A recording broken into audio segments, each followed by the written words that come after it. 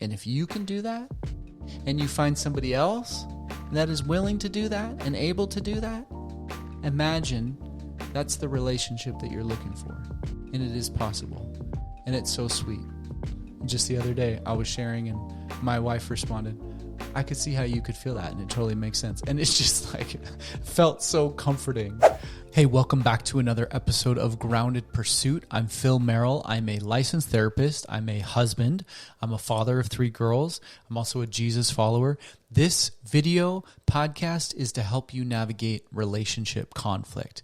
And I want to start with the main idea is that conflict, I believe, is what happens when 2 people are trying to share an emotional message at the same time. I'm going to say that one more time. Conflict is what happens when 2 people try to share an emotional message at the same time. Here's what that looks like. When someone says, "You're not attracted to me anymore," understandably, that could be taken as an accusation. If you take that at face value, I could easily argue with that and say, well, that's not true. But the key here is to understand there's an emotional message embedded underneath the line, "You're not attracted to me anymore." So if partner 1 goes, "You're not attracted to me anymore," emotional message, keep that in mind. Partner 2 responds with, "That's not true." And maybe that's how it starts. And then again, because this emotional message hasn't been received, that "you're not attracted to me anymore." Now, partner number 2 tends to have an emotional message of their own of, "Yes, I am. Why can't you see that?" Now, let me underline what those 2 messages are. This person is saying, "I'm feeling disconnected. I'm feeling insecure. I'm feeling not valued or appreciated." This partner is now saying, by the words, "That's not true. Why can't you believe me?" They're saying, "I'm feeling frustrated. I'm feeling scared. I'm feeling like you're not seeing and hearing me." Now, those 2 messages are going to keep going at each other until one person is able to, what I describe, pivot. And what pivoting looks like is reflective listening. REV, REV. R stands for reflect. I hear you saying this. E stands for empathize. It feels like that, or that could feel this way. V stands for validate. That makes sense because. So the way to get out of conflict, relational conflict, when there's 2 messages, someone has to be able to pivot and REV, rev, reflect. Here's what that looks like. "You're not attracted to me anymore." "Yes, I am. That's not true. Why do you say that? Why can't you just trust me?" "You're not attracted to me anymore." "Yes, I am. Why can't you just believe me?" Now, partner 2 is gonna pivot, and they're gonna go, "I hear you saying that you don't feel like I'm attracted to you anymore. That makes sense because maybe we haven't been intimate for a long time. You're right. That would be very hard to feel that way." Once they do that, this message has been received, and there's nowhere for this person to go. They're not going to escalate anymore because they've been heard. Their message has been received. They might say something like, "Yeah, you're right. We haven't been intimate for a long time, and I hate it. And that's why I don't feel like you're attracted to me anymore." And they can do it again. "I hear you saying you really honestly don't feel like I'm attracted to you. That must be so tough. That's probably really tough because you're right. We haven't done a date night for a long time. That you must feel so lonely or so whatever." This person isn't taking responsibility. They're not agreeing that that's true from their perspective, but what they're doing is they're reflecting, validating person 1's response, person 1's experience. That's how to navigate conflict.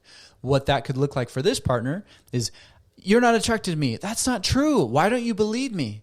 They could pause and go, "Something happened. I hear you saying that you don't feel like I'm believing you because I keep arguing with you. That would be so tough to feel like I don't even believe what you're telling me." And then where's this person supposed to go from there? They're not going to get mad. They're going to go, "Actually, yeah." Have you ever had someone listen to you, truly listen, practice that REV, that rev with you. Usually in my conversations that I find day to day with people, it's like I share, you share, I share, you share, I share, you share. And that's fine. There is a place for small talk, because small talk is where we sort of test the waters to see, is this person safe, right? If I'm practicing small talk and I talk about politics, right? And someone goes, oh my gosh, Trump, or oh my gosh, Democrats, and they get a big reaction. I'm assessing them like they might not be emotionally safe for a deeper conversation, right? Or money or sports or whatever it is. If I get a big response in the small talk that doesn't feel good, there's no way I'm going to go to something deeper. So there is a place for that. But when you start sharing with someone that maybe you've seen repeatedly, you're starting to develop a friendship or relationship with, and you start to share a little more like, yeah, this season, this summer is really hard. Did a lot of traveling, a lot of stress. And then instead of going, yeah, you're right, I'm stressed too, or I did this, but they go, oh, that sounds hard. It sounds like you've had a lot of responsibilities and expectations on you. That would be stressful. It just is like such a comforting feeling and experience to be listened to. And that is the whole point of this video series is I want to encourage you. I cannot tell you the amount of times I see couples struggle with this pattern. Because what happens is your nervous system tries to take over. And I've talked before about anxious attachment style, avoidant attachment style.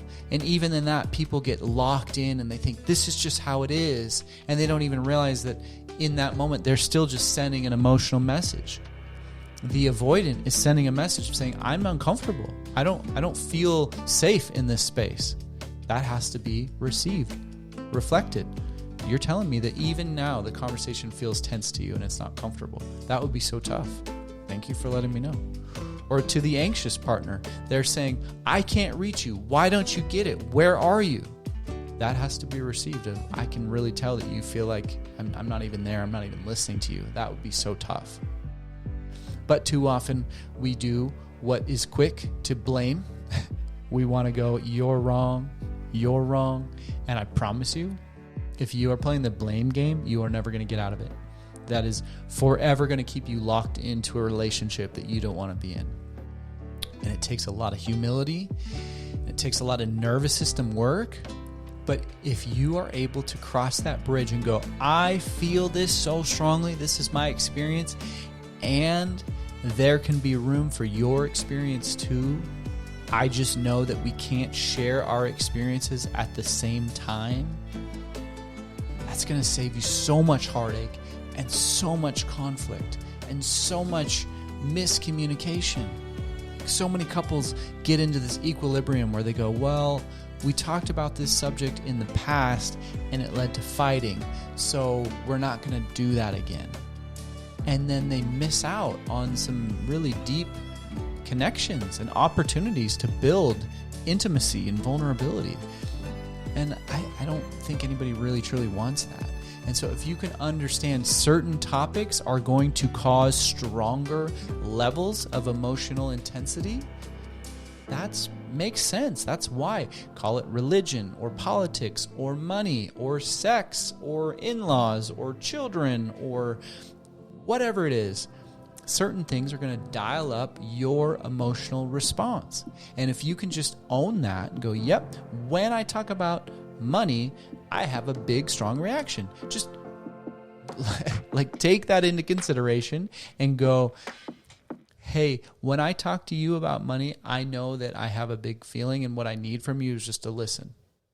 And then the other person could go, hey, I have a big feeling too. How do we really practice this REV, reflect, empathize, validate skill so that there's room for both of our messages?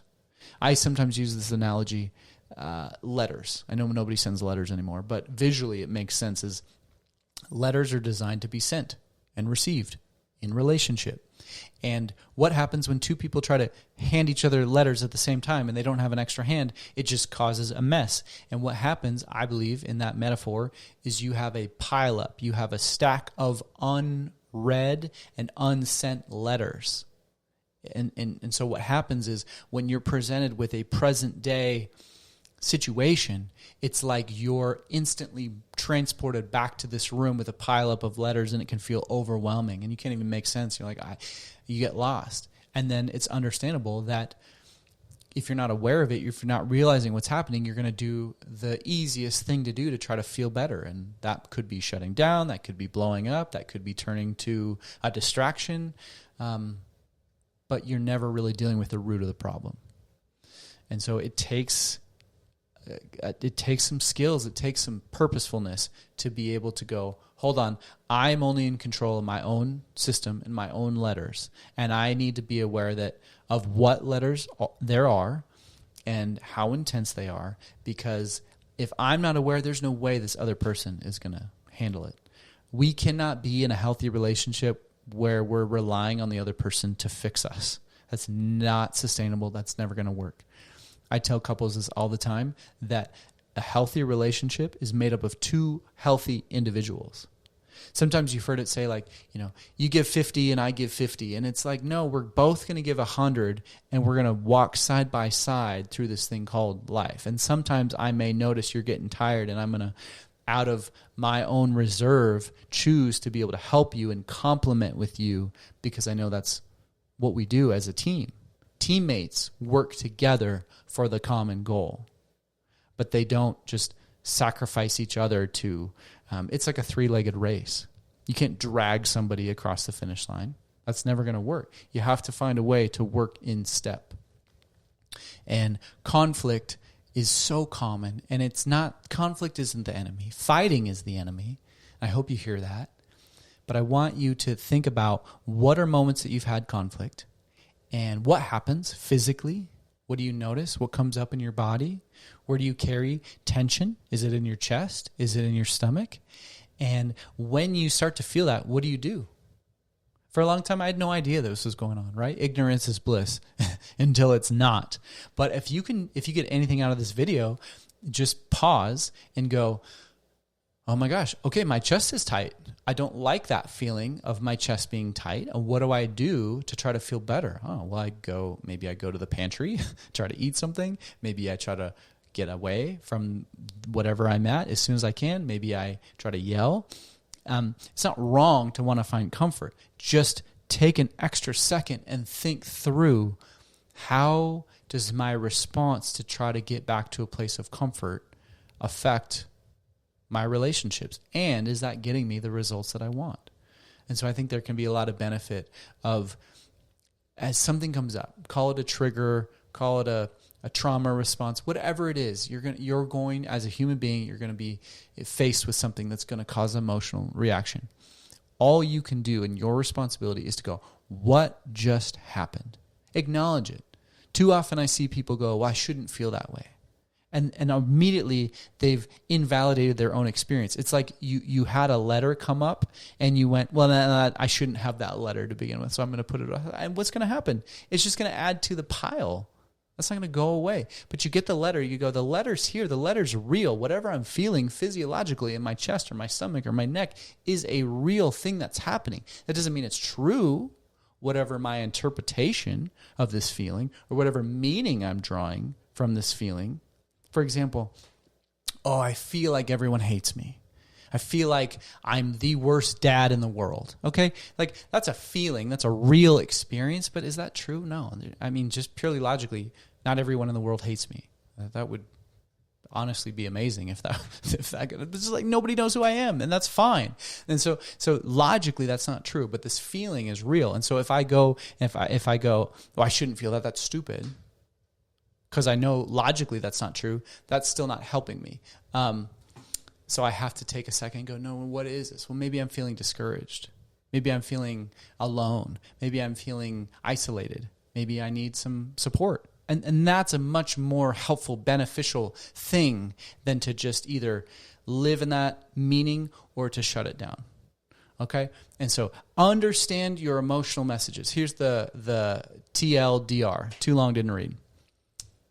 Conflict happens when two people are trying to share their emotional messages at the same time.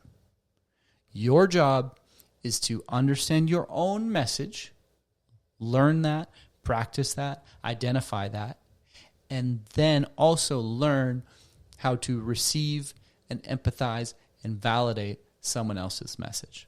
And if you can do those two things, you will have amazing relational connection and intimacy because you can talk about anything. And you're no longer worried about the taboo subjects. And you can really just be that presence that other people will feel comfortable opening up to because they know they're safe. They know they're emotionally safe. They know that they're not going to get a big reaction out of you. And I want to be very clear. This doesn't mean you don't feel. This doesn't mean you're a robot. Actually, you feel very deeply, but you have more control isn't the right word, but you have more skill. It's not a roller coaster of highs and lows and just feeling out of control, but it's a flowing level of I can still embrace my human side of emotion without it taking over. And that's a beautiful place to be. And that's my encouragement to you. So whether you come into this kind of identifying as an avoidant or attachment or whatever, don't miss sight that the goal of attachment theory and understanding that is that you're headed towards what we call secure attachment. Attachment style is not fixed. You are not cursed to always respond this way. You can retrain your nervous system to do things differently. You have power to go, this is the way I kind of want to respond and I'm quick to respond to, but I also don't have to. All right?